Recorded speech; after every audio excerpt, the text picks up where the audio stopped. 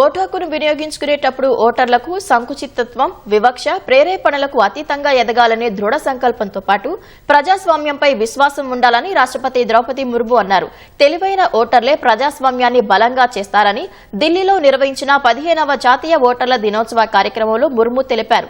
ఈ కార్యక్రమానికి భారత ప్రధాన ఎన్నికల కమిషనర్ రాజీవ్ కుమార్, కేంద్ర మంత్రులు, వివిధ రాజకీయాల పార్టీల ప్రతినిధులు హాజరయ్యారు.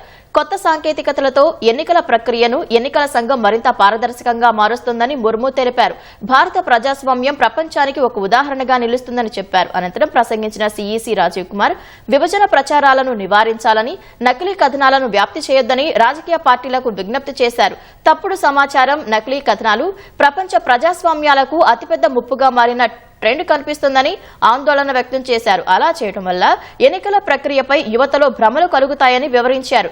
ఎన్నికల ప్రక్రియపై రాజకీయ పార్టీల ఫిర్యాదులు, సూచనలకు ఎన్నికల సంఘం ఎప్పటికప్పుడు లిఖితపూర్వకంగా స్పందిస్తుందని రాజీవ్ కుమార్ హామీ ఇచ్చారు.